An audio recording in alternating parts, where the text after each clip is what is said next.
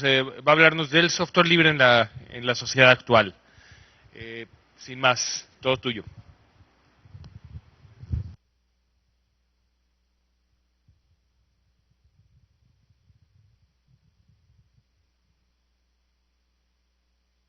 Hello.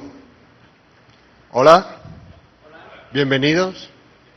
Daremos esta charla en español para que todos podáis entender bien.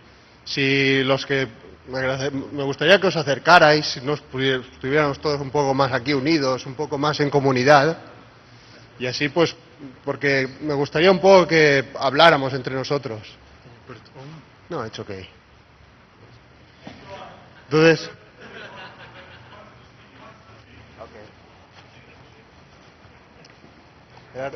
mientras os colocáis, me coloco yo esto. Is possible somebody to pass the mic to the people that De might hecho, want to speak? a ver, te interrumpo un segundo. Sí. Una cosa importante que tenemos aquí en el DevConf es que todas las pláticas que vamos generando se graban, se transmiten en vivo sobre Internet. Entonces, les voy a pedir, bueno, aquí el señor le gusta que estén interrumpiendo. Bueno, pues vamos a hacerlo con todas las interrupciones que él quiera. Pero, por favor, pidan el micrófono. Si no, se pierde.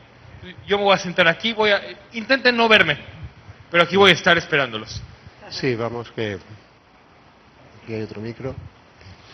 Pues bueno, me gustaría hacer una charla interactiva entre que vosotros os comuniquéis, hagáis preguntas, lo que no sepáis, las dudas que tengáis. Y un poco, pues eso, yo estoy aquí he preparado algunos contenidos para hablar de diferentes cosas que iremos viendo. Esto, a ver, vamos. Es hablar un poco pues de la historia del software libre, que detrás del software libre hay una cosa muy importante que nos da la libertad y es la base del principio, y hay otra cosa en el software libre que es el sentido de comunidad, ¿no? Entonces, por eso quiero que estemos un poco en comunidad y que compartamos entre nosotros conocimientos, ideas, sugerencias. Entonces hablaremos un poco del tipo de licencias que nos protegen o que nos ponen en compromisos y tenemos que intentar defendernos sobre algunas. ¿Qué impacto tiene este software libre en la sociedad y qué ventajas tiene, qué desventajas también? Que los estándares abiertos, ¿por qué son importantes? ¿Qué es el copyright, el copyleft, las patentes? Y luego ya centrándonos en el tema de Debian, pues intentaremos tratar el tema de lo que tenemos el contrato social, el aspecto de comunidad, donde pues entre nosotros compartimos y nos ayudamos, y cómo contactar, qué vías para introducirse en Debian pues, se pueden seguir, y luego cómo colaborar. Lo que pasa es que la charla de después creo que va un poco en esta línea de cómo colaborar en Debian, entonces veremos un repaso rápido y ya lo dejaremos para la siguiente charla. Entonces, el software libre nace en los años 60, nace un sistema operativo en los laboratorios de AT&T que se llamaba Unix. Y entonces el software no tenía valor, era el hardware, era un monstruo enorme, lleno de piezas, y te lo vendían. Entonces el software era lo que le daba vida a este sistema. Sin software no funcionaba, pero el software te lo daban. Entonces, a raíz de esto vio poca gente que empezaba a trabajar y entonces era algo nuevo, y entre ellos pues oye, ¿cómo haces esto? Pues mira, yo lo hago así, pues, y yo lo hago de esta otra manera. Y entonces entre ellos iban compartiendo, ¿no? Y entonces, pues mira, he escrito esta receta, pruébala, porque así ya verás cómo la impresora te funcionará mejor, o te empezará a dar avisos cuando no tenga papel, o cuando se te acabe el tóner te dará un aviso que tienes que cambiarlo, y así los usuarios pues no tienen que esperar y demás. Entonces, en los años 70 nace la variante de BSD, que es de Berkeley, Software Distribution, que es cogen el software el de Unix, es una universidad que hay en América, en Estados Unidos, y empiezan a desarrollarlo, y lleva un entorno de red que es el que utilizamos hoy en día en Linux. Está basado en aquel código de BSD, y un entorno gráfico que se llama Xfree. Entonces, en los años 80, Unix, ya empiezan a haber más ordenadores, aparece el PC compatible, y ya no es aquella máquina, ¿no? El PDP-10 o PDP-11 o VAX. Ahora ya existe el PC compatible. Entonces, hay negocio. Entonces las empresas ven negocio y dicen, oye, pues el Unix no puede ser gratis aquí para la gente tiene que pagar, vamos a comercializarlo. Entonces empieza un poco a cambiar esta filosofía que hasta ahora, desde los años 60, se había llevado los programadores y la gente que trabajaba en este sector, pues cambia un poco. Entonces, en esta línea había un programador en el MIT que se llamaba Richard Stallman, que dice, a mí no me gusta esto, que ahora no puedo cambiar el driver de la impresora para que me dé avisos cuando falte papel. Y pidió a Xerox el código, Xerox no se lo quería dar.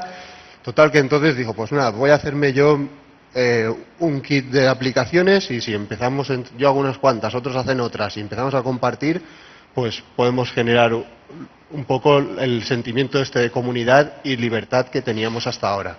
Y entonces nace el movimiento de GNU, que es un acrónimo recursivo que significa GNU is not Unix, que no es Unix, pero es una copia. Entonces, el tío tiene un Unix instalado y empieza poco a poco a reemplazar componentes. Pues si tienes un comando que te daba un listado de todo lo que había, pues él escribe un programa, una copia, sin mirar el código del otro, pero que hace lo mismo. Entonces, sin mirar el código del programa, reemplaza este componente. Entonces, el copiar un archivo, pues hace otro programita que copia un archivo, y poquito a poco van reemplazando hasta que construyen un sistema operativo total. A falta de un núcleo, que es el Linux en sí mismo. Entonces, ellos en el proyecto GNU empieza a trabajar en un núcleo que se llamaba Hurt. No sé si habéis oído hablar de él, pero no acaba de estar preparado para estar en producción. Entonces, en los años 90 hay un proyecto final de carrera en la Universidad de Helsinki, en Finlandia, desarrollado por Linus Torvalds, y GNU habla con él, y como está licenciado con GPL, que es la licencia que promociona GNU, y lo intentan integrar, y entonces ya nacen el sistema operativo de GNU con Linux. Entonces, Richard Stallman aboga un poco porque se le denomine GNU Linux. Entonces, en muchos sitios veréis Debian GNU Linux. Ahora también ya no se le llama GNU Linux porque también funciona con otros núcleos, como el de BSD que hablábamos. Entonces está Debian K-Free BSD, que no es el núcleo de Linux, pero es otro núcleo. Entonces hay gente que denomina Linux, a veces haces un mal uso de la palabra Linux. Linux realmente es el núcleo, ¿no? El kernel. Pero a veces le dices, bueno, sí, una distribución de Linux, y hablas de las aplicaciones de GNU, las aplicaciones que habían de BSD, el kernel de Linux, y aplicaciones con otras licencias, por ejemplo, Mozilla. No es ni GNU ni es BSD, es de Mozilla, el Firefox, Thunderbird y todas estas aplicaciones. Y en el año 93, a través de la FSF, que es la Free Software Foundation, que es la fundación que crea Richard Stallman para intentar apoyar al proyecto GNU.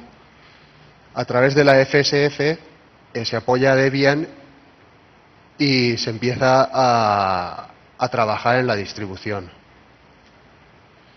Y luego ya, pues, en el año 2000 habrá habido un montón de las librerías Qt, de Xorg, IBM. ¿Alguno de vosotros conocéis algún caso de estos? ¿Os suena? ¿Algún caso de Qt? ¿Sabéis la licencia cómo estaba? En el inicio la licencia de Qt era privativa, ¿no? Y después se liberó el código. Sí. Y ya es con lo que se implementa KDE, ¿no? Sí, muy bien. Y tener un conflicto en un inicio por ese detalle de que no era considerado software libre por ser de código cerrado. Muy bien. Entonces habían librerías privativas, como Qt era una librería privativa y se había desarrollado todo un entorno de escritorio que se llama KDE, que posiblemente os sonará, y utilizaba Qt y hasta que no se liberó hubo una batalla muy feroz alrededor de esto y GNU apoyó el escritorio de Genome. Y luego bueno, ha habido una historia larga y dilatada porque hasta último momento Nokia, para desarrollar las aplicaciones de los teléfonos móviles, compró Qt y lo hizo libre. Entonces ahora ya está licenciado con una licencia libre y muy poco restrictiva. Y las Xorg pues también han pasado. Las Xorg es el entorno gráfico sobre el que se apoya el escritorio. Y también ha tenido historias. Antes se llamaba Xfree, se intentó privatizar, pero hubo un fork y ahora se llama X.org. Luego IBM, hubo un caso contra SCO, también sobre patentes. Entonces todo esto lo que viene a significar un poco es que si queremos la libertad y tener un sistema libre realmente y poder trabajar en comunidad, tenemos que luchar por ello. A veces hay empresas, compañías que nos lo están poniendo difícil y quieren quedarse con todos los beneficios económicos posibles que les pueda dar. Entonces, si realmente ahora pues sí, tú quieres que tu ordenador funcione, hay unos problemas muy grandes con el hardware, no se dan especificaciones del hardware, entonces tienes una tarjeta de wireless y tienes que poner. El fabricante te dice, sí, utiliza este binario y entonces te funcionará. Entonces tienes que usar ese binario. Y bueno, a veces dices, bueno, yo es que quiero usar el wireless, tienes que usar el binario. Pero si hay alguna alternativa libre o si estás capacitado, tienes la información y puedes luchar por hacer un driver libre o utilizarlo, pues siempre va en beneficio de la comunidad Pero esto ya, claro, cada uno es libre de pensar como mejor le parezca. No es que os digan, no, es mejor ser libre o es mejor no serlo. Esto ya cada uno que se lo piense y se lo... Entonces aquí un poco tenéis un retrato de quién es quién. Entonces este hombre que os comentaba es Richard Stallman, que este es el logo del proyecto GNU. Allí tenéis a Linux, que es con su logo, el pingüino, y este señor es Ian Murdoch, que fue el que trabajaba en Pixar y empezó a agrupar el software en paquetes para generar una distribución y fue el fundador de Debian, que el Ian pues viene de él y su mujer era Débora, entonces Débora y Ian era Debian. Lo que pasa es que se separaron y ahora el hombre no quiere oír no quiere hablar del tema, pero bueno. Entonces, el software libre, desde el punto de vista de GNU, pues como comentábamos, da libertades. Y Richard Stallman habla de 4 libertades. Una libertad de que te den un programa y puedas ejecutarlo,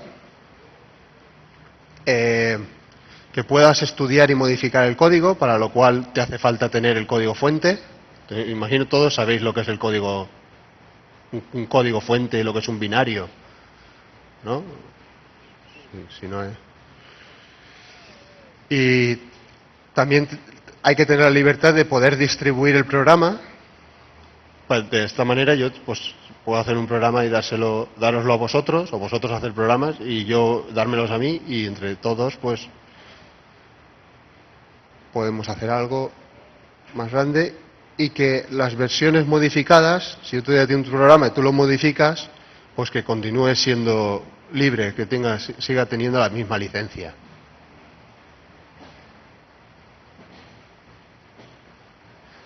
Ah, mira, espera. Esto es que...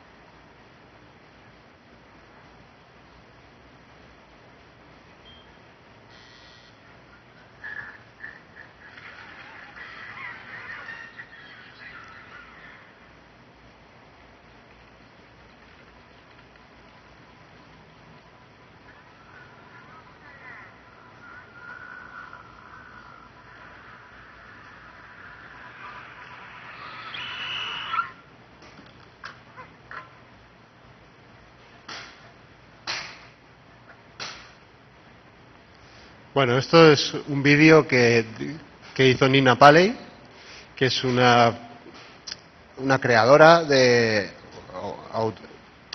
vive en Nueva York, que cuando hicimos la conferencia de Debian vino allí y nos explicó un poco, estuvimos hablando pues de propiedad intelectual y copyright, y ella pues está desarrollando contenidos libres, y hizo este vídeo por el 20 aniversario de la Electronic Frontier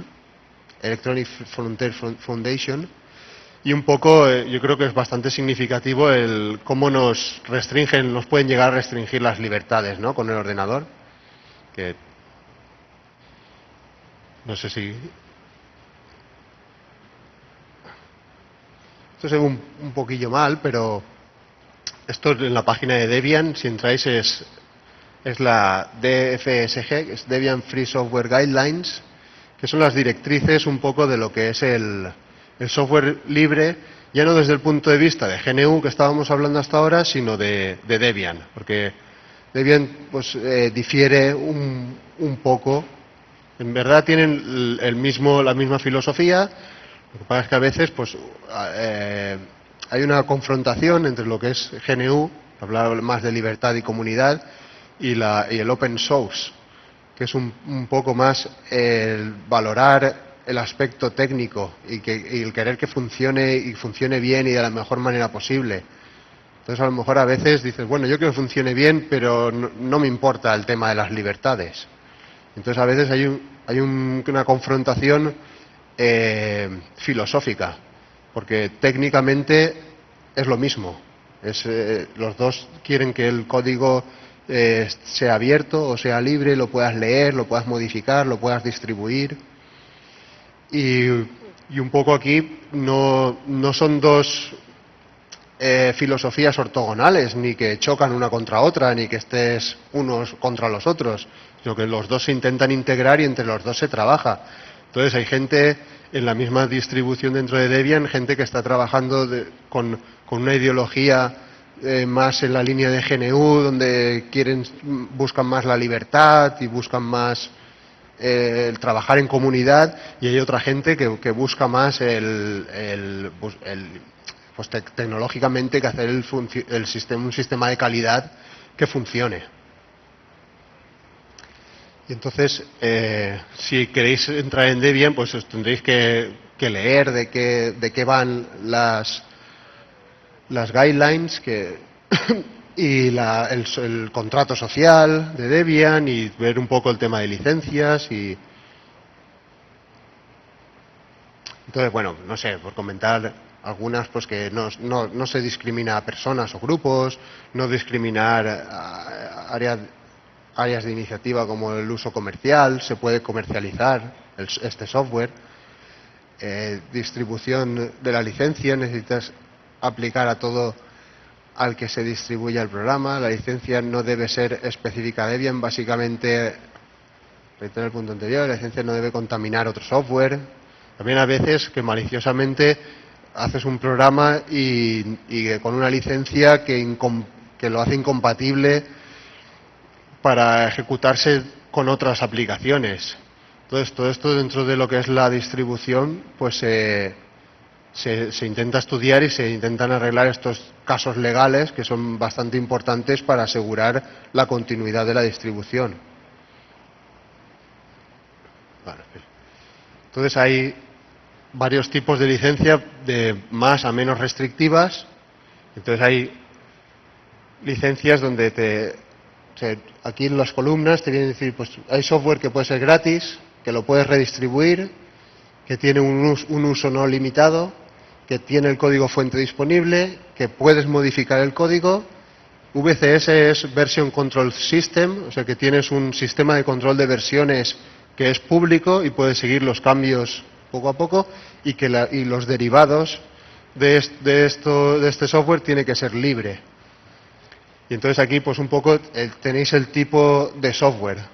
Entonces el software comercial no cumple ninguna de estas condiciones. Un software de prueba pues es gratis y se puede redistribuir. El que es de uso no comercial también. El shareware también. El freeware ya puedes usarlo sin limitaciones, ya no te hace falta licencias ni demás, pero no tiene el código fuente disponible y mucho menos no lo puedes modificar. Las bibliotecas gratuitas, y luego ya está la licencia de BSD, que no te dan el código fuente, pero ya las empresas pueden coger o usuarios pueden coger el código BSD, modificarlo y pueden hacerlo privativo. Y que se suele hacer como Android, ¿no? Un poco Android, bueno, algunas partes de Android, no todas. Pero están buscando huir de la licencia GNU, que es la que asegura que el derivado sea libre, que el sistema de control de versiones esté público. Luego está la licencia Apache. Pero si os interesa el tema, podemos hablarlo, me contactáis o no sé, o si queréis que hablemos ahora, tenéis alguna cuestión sobre licencias podéis ir leyendo vosotros mismos y ir investigando sobre estos temas. Entonces, en la sociedad, el software libre tiene un impacto económico, legal, técnico y laboral. Económico en el sentido, pues, que no tienes que pagar licencias para el uso. Entonces, el utilizar software libre, por ejemplo, en las universidades, aquí donde estamos, pues puede ahorrar un buen dinero, porque se puede usar para otras cosas. Por ejemplo, para contratar a gente y para mantener estos sistemas, en vez de pagar la licencia de algún software y contratar a técnicos y a la vez no se está violando ninguna ley legal. Legalmente, la distribución ya intenta asegurar que haya un conjunto legal que sea, ¿cómo se dice?, de no violar la ley, vamos. Técnicamente, al tener el código fuente disponible, pues y poder modificarlo, pues se puede modificar y se puede contribuir a la comunidad por un lado y beneficiar a los usuarios de la comunidad universitaria por el otro.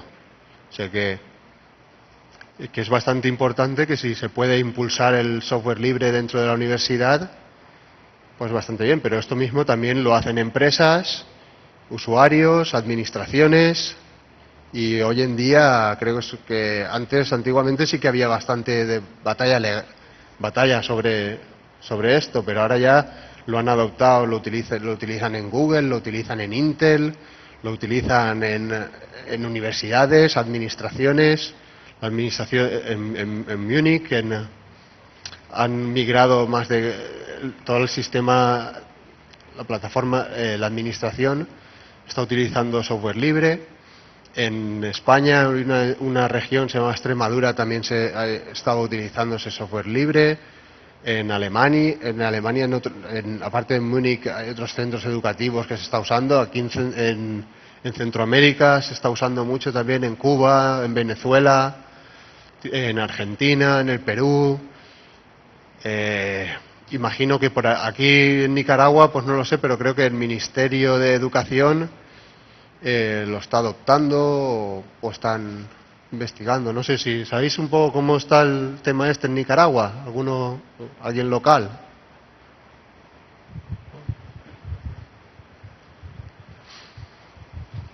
Bueno, en Nicaragua, es decir, no está tan institucionalizado, pero hay ministerios que ya están usando, por ejemplo, el MIFIC, que es el Ministerio de Finanzas, ¿no? ¿Cómo es? Ministerio, no me acuerdo ahorita cómo se llama. Ministerio de Industria y Comercio, yo tengo entendido que ellos usan software libre. No estoy seguro si en sus bases de datos y eso, pero por lo menos a nivel de ofimática sí lo están usando y tienen algunos, han migrado pues algunas máquinas. En el INATEC también, que es el Instituto Tecnológico, lo están usando, toda su red está montada sobre Linux y creo que hay algunas áreas, ¿verdad?, que están usando máquinas con software libre. ¿Aquí en la universidad también se utiliza? En la universidad sí, pero no está tan extendido. Bueno, yo no conozco el caso de la UCA, ¿verdad?, pero en general se usa, pero está, digamos, restringido, ¿no? Algunas áreas, por ejemplo, áreas de informática, servidores, eso básicamente. Sí. Bueno, aquí en la UCA no sabría decir cómo está el software libre, pero sí el Ministerio de Educación tiene un proyecto ahorita de distribución de laptops a niños de diferentes departamentos de aquí en Nicaragua que vienen con software libre, vienen en base Linux. No sé cuál es exactamente el sistema operativo, la distribución de Linux, pero sí viene en base de Linux. Una empresa aquí nicaragüense está financiando eso y el Ministerio de Educación está promoviendo que sea software libre con lo que hayan instalado. Base Linux es lo que trae esa distribución, esa computadora, perdón.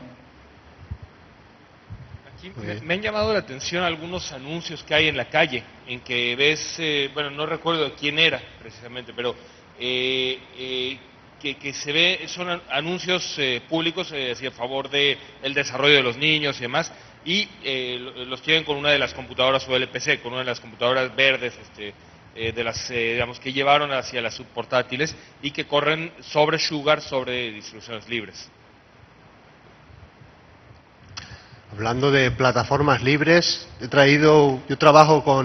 soy técnico y trabajo con arquitecturas ARM y con dispositivos embedded, y que no me dedico al tema filosófico, sino que también tengo un aspecto técnico. Mira. Entonces, esto es una tarjeta que ahora ha tenido bastante repercusión, se llama Raspberry Pi, y lleva un procesador ARM, que es el que llevan teléfonos móviles, como este es el Freerunner, que es un teléfono libre también. Y bueno, aquí podéis meterle una Debian o una distribución de Linux libre, y tiene un puerto HDMI donde lo puedes conectar a una pantalla y reproducir vídeo en HD, o tienes funciones de Ethernet, USB, audio, micrófonos. O sea, que casi es un ordenador personal. Por solo $25. Y vale $25. Entonces lo hace muy atractivo para la educación, para poner puestos educativos. Y ya ves el tamaño que tiene. Y esto pues es un teléfono que salió hace unos años, que desafortunadamente la empresa tuvo que cerrar, pero era un esfuerzo de intentar llevar todas estas filosofías al terreno comercial del mercado de los teléfonos móviles. Y se intenta aún pelear un poco en esto, y bueno, desde que salió el tema del Android, pues no es exactamente la libertad como a algunos les gustaría, pero lo cierto es que ha abierto el camino un poco del software libre dentro del mercado comercial.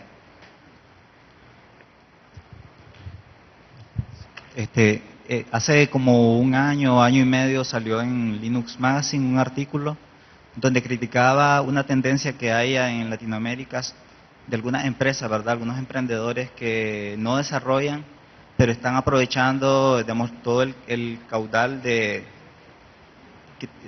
todas las ventajas que tiene el software libre actualmente para desarrollar sus empresas. Es decir, y había una crítica en ese artículo sobre, es decir, cómo gente que no contribuye solamente se acerca al software libre para sacar un rédito económico. ¿Ustedes, cuál es la posición de proyecto Debian alrededor de esto?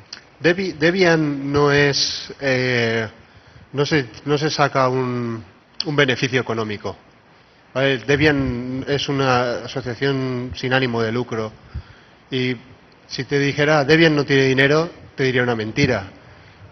Pero bueno, o una verdad, porque Debian en sí no tiene dinero, pero sí que tenemos algunas fundaciones como SPI o FFIS, el FIS, que está en Alemania, para llevar el tema en Europa, y el SPI o SPI, que es Software in the Public Interest, que no solo aparte de Debian, sino que lleva otros proyectos. No solo Debian, también creo que llevaba OpenOffice, hasta que ya no, ahora lo lleva el Open Document Foundation o algo así. Pero bueno, son asociaciones que tienen el dinero. Entonces, por ejemplo, ahora queremos organizar esta conferencia, pues los recursos vienen sponsors y pagan a estas asociaciones, y de estas asociaciones sale el dinero para poder pagar pues los hoteles, las salas, el internet, material, sponsorizar a gente para que pueda asistir a charlas. Pero siempre no nos interesa crecer este capital, nos interesa tener un poquito de capital para los gastos que tenemos, pero interesa que sea bajo, porque si no nos haría un objetivo atractivo para empresas grandes, comerciales, como Google, Microsoft o Apple, o vendrían con batallas legales de patentes, copyrights, que si tú me estás violando esta patente y nosotros no nos interesa entrar en ese juego. Nosotros, verdad, queremos estar como una comunidad libre y tranquila.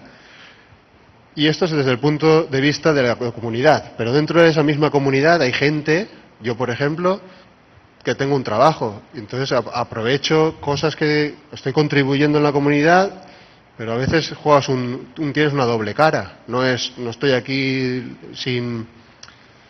trabajando libremente y por amor al arte. Ahora pues tengo un trabajo que hacer, y si yo con este trabajo puedo hacer algo que puede beneficiar a la comunidad, pues intento compartirlo en la comunidad. Y de hecho robo muchas cosas a la comunidad y me las apropio para mis proyectos en el trabajo. O sea que un poco en verdad si estás trabajando en algo y puedes contribuir en la comunidad y la comunidad te puede beneficiar, pues yo creo que es uno de los caminos que mejor funcionan. Porque si empiezas a trabajar y sí, mira, me encanta esta filosofía y yo quiero contribuir y quiero hacer y te pones a hacer y hacer, pero claro, tienes que comer y a lo mejor luego pues te casas y tienes familia y quieres comprarte una casa y el coche y dices, bueno, de esto no puedo vivir, pero bueno, sí que puedes vivir, pero claro, hay trabajos y como hay empresas, como gente que trabaja en Google, gente que trabaja en Intel. En la versión comercial un poco de Debian es Ubuntu sí que tiene un aspecto más lucrativo y llevan decisiones marcadas por su comité técnico. En Debian pues tiene la contrapartida que tiene que estar acordado entre todos. Entonces a lo mejor dicen, oye, que quiero cambiar esto en Debian, y se hace un gran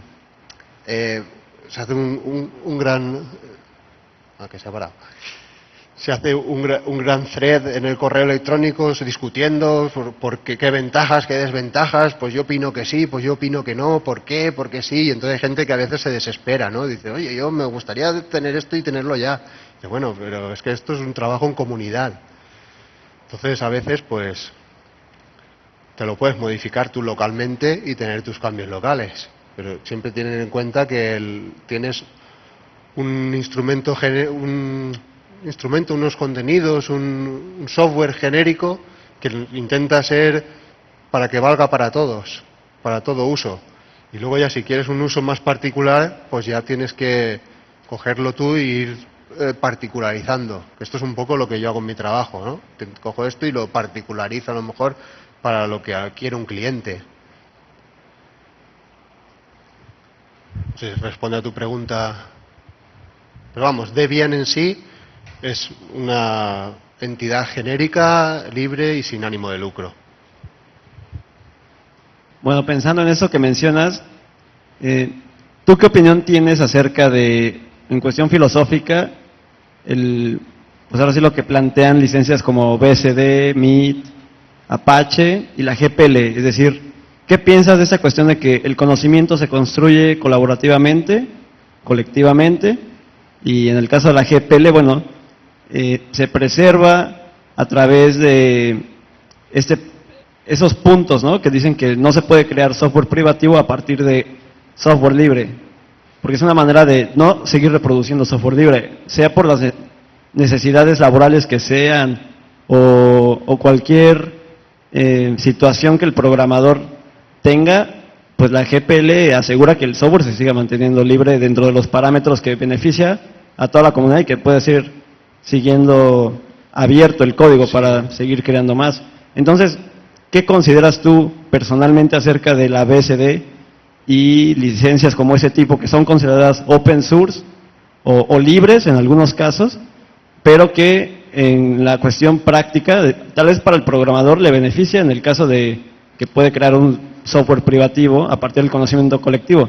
Pero ¿qué piensas acerca de que se siga expandiendo el software libre, o es un obstáculo porque de una u otra forma está impidiendo que sea legible el código fuente a partir del programa que el programador modificó y que ahora por derecho lo cerró? ¿Qué piensas de eso? Hombre, yo personalmente pienso que para cada caso tienes que estudiar qué licencia quieres, o como, no sé, como qué sistema operativo tienes que usar. Pues depende de cada caso y para qué uso vas a dar. A lo mejor pues un sistema operativo como Debian te vale, pero hay otros casos que dicen, no, mira, oye, que tengo que usar otro sistema operativo, que porque Debian para este uso no me vale. Entonces las licencias, hay varias licencias y están ahí para usarlas. Yo creo que como comunidad la GPL nos hace un favor muy grande, pero también entiendo que hay licencias BSD que son menos restrictivas y busca... bueno, nos quedan 10 minutos. Entonces la licencia BSD es menos restrictiva, entonces sabes que sí, va a haber un código, pero no te vas a... Si alguien lo modifica, esas modificaciones puede ser que las pierdas y no vuelvan, no te vuelvan o no se beneficie a la comunidad. Lo que pasa es que hay gente que dice, no, yo quiero BSD, código BSD porque quiero modificarlo y quiero hacer algo privativo para un cliente que no sé qué, y en verdad es algo para salir del paso, es un mal arreglo, ¿no? Pues dices, bueno, pues me da igual, utilizo una licencia BSD.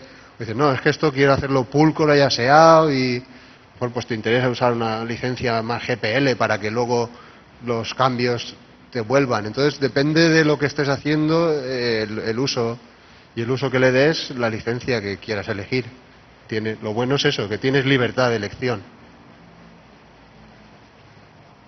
Pero a ver, porque... ¿Querías?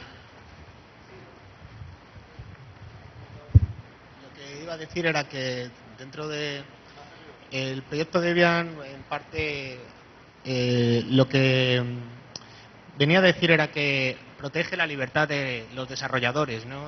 Si bien puede verse de un punto de vista, pues a lo mejor amoral, ¿no?, utilizar un software libre para desarrollar software privativo, también está la libertad de las personas que lo desarrollan a tener esa posibilidad de hacerlo, ¿no? O sea, y ahí está la diferencia de las licencias, ¿no? Ahí está tu libertad y pues en parte también tienen derecho, ¿no? Vale, gracias. Voy a intentar ir un poquito más rápido porque nos queda poco tiempo. Bueno, aquí tenéis un listado de las ventajas que puede tener el software libre, ¿no? Donde tienes el código fuente está disponible, todo el mundo lo puede echar un vistazo, pueden arreglar fallos que habían, o que alguien ve, puede reportarlo, este error, oye, aquí hay un error, mira a ver si alguien que sepa que lo puede arreglar. Eres independiente del proveedor, no te casas con nadie, no le estás comprando un producto a tal empresa y no te lo dan, se puede internacionalizar y localizar. O sea, que tienes el lenguaje, pues es que tengo esta aplicación pero está solo en inglés o está en árabe, yo la quiero en mi idioma, pues como tienes las fuentes puedes cambiar los textos y corregir errores ortográficos, gramaticales, tienes una mayor seguridad y al tener el código también privacidad. y tienes una garantía de que va a continuar, porque si el código es bueno y se usa, pues alguien lo mantendrá. Y si viene otro componente que reemplaza a este que es mejor, pues siempre habrá algo ahí que le dé continuidad. A lo mejor ahora estás usando una plataforma privativa como Microsoft Windows 98 y ya no tienes updates de Microsoft, ya no está soportado. Si tienes una infraestructura como la universidad basada en Windows 98, pues ahora mismo estás vendido. No tienes actualizaciones de seguridad, no tienes nada y tienes que empezar a planificar una migración o a los nuevos sistemas de Microsoft o alguna alternativa libre o cualquier otro sistema. Entonces, en el software libre tienes ahorros, te produce un ahorro a la hora de adquisición y en el soporte.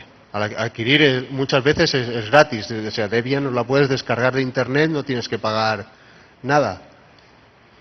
Pero a la vez también tiene unas desventajas y que tienes un mayor costo de implantación y de interoperabilidad.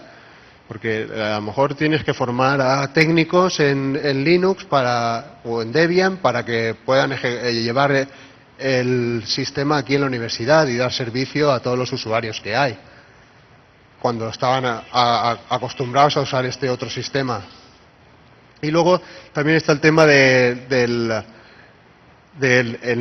si no se usan estándares abiertos, como Microsoft Office, con los documentos de Word, el DocX y demás, pues no siguen estándares abiertos, entonces han causado bastantes complicaciones. El formato Flash, por ejemplo, también ha causado bastantes complicaciones. Entonces, un poco se deben de seguir los estándares abiertos, que son protocolos y reglas que todos conocemos. Se pone un documento y dice, oye, vamos a seguir estas reglas. Es como cuando entras a un restaurante, ¿no? Pues hay unos protocolos y unas pausas. Si yo fuera un Windows 98, pues entraría al restaurante y entraría directamente a la cocina y depredaría la comida y me la empezaría a comer con las manos, que es lo que hacía Windows 98, que accedía al puerto serie directamente al hardware, al chip. Y no, oye, hay unas capas y unos protocolos que tienes que seguir. Tú cuando entras a un restaurante, pues tú te sientas, entonces viene el camarero, te atiende, te pide, ¿usted qué desea comer? El camarero entra a la cocina, pide el plato, te lo saca, y entonces aquí un poco pues tenéis los clientes, una analogía donde tenéis los clientes, son los procesos que se ejecutan en el sistema operativo, el camarero que haría de llamada al sistema y comunicaría lo que son las aplicaciones, el userland, aquello que está desarrollando GNU que hablábamos antes, con el Linux que ha desarrollado, con el kernel que ha desarrollado Linux. Y entonces hay una comunicación, ¿no?, entre el kernel y las aplicaciones. El userland y el kernelland, que llama la tierra del usuario y la tierra del núcleo. El copyright y el copyleft. Bueno, pues el copyright evita compartir contenidos a través de copias, intentando proteger los derechos de autor. O sea, que un poco evita que yo te pueda dejar este archivo porque está protegido por un copyright. Que esto, si lo ves un poco más a futuro, si esto se empieza a fortalecer, yo no te podré dejar mi ordenador porque tendré documentos protegidos por copyright que tú no podrás leer. Y si tú los lees, pues a mí me podrán encerrar en la cárcel. Entonces, como esto podía causar problemas, se creó también la variante copyleft. Entonces, el copyleft sí que permite, se apoya en el copyright, en la ley de copyright, pero permite que puedas distribuir copias y versiones modificadas de una obra. Hubo otro trabajo exigiendo que los mismos derechos sean preservados en las nuevas versiones. Que esto fue un término acuñado por Richard Stallman también. Las patentes protegen ideas. Lo que pasa es que las protegen porque quieres hacer una explotación económica de esta idea. Puede durar alrededor de unos 20 años normalmente. Entonces, las empresas, IBM, por ejemplo, tienen 9.000 patentes en cartera, o ahora incluso más. Entonces, entre empresas grandes la IBM dice, yo me beneficio por dos lados. Por un lado, porque cobro royalties de las licencias que tengo sobre mis patentes. Si tú quieres usar mi patente sobre esto, pues me tienes que pagar. Y por otro lado, pues va y habla con Google o habla con Microsoft y hacen intercambio de patentes. Dice, pues mira, yo voy a usar esta patente tuya y yo uso esta otra, y entre ellos pues se juegan a este juego de que pueden desarrollar sus productos usando intercambiando patentes unos con otros. ¿Qué pasa? Que un pequeño empresario o una pequeña empresa que quiere desarrollar una idea, pues enseguida te pueden venir con una patente y tirártelo a tierra, porque no tienes capacidad de compartir con estas grandes empresas. Entonces, el tema de patentes dentro del software ha sido un tema de discusión bastante fuerte y dentro de la comunidad nos hemos intentado evitar que las patentes de software. Y en Europa se ha ganado el caso de momento, o se va ganando, y en Estados Unidos, pues no sé cómo está el tema, pero bueno, son un peligro y tenemos que estar con cuidado sobre esto. Esto, si lo buscáis por internet, es el mapa conceptual del software libre. Es un poco difícil de leer, pero lo podéis leer. Si quieres usar, aprender a adaptar, redistribuir, publicar las mejoras. Entonces, para aprender a adaptar necesitas el código fuente. Estas son las condiciones de tener una licencia libre. Una licencia libre requiere software libre. El software libre es una forma ética de entender el software. El software libre expresa valores, que es lo que estamos comentando. El software libre es para los usuarios, que colaboran y eligen qué desarrolladores quieren. Y los desarrolladores trabajan con el código fuente, con contenidos libres, y que el código fuente compilado genera binarios que respetan los estándares abiertos.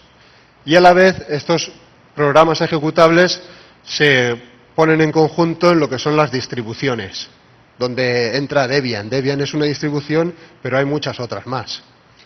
Y los desarrolladores y usuarios tienen soporte, pues, de varias maneras, con blogs, con Lux, Wiki, de empresas que venden soporte comercial también.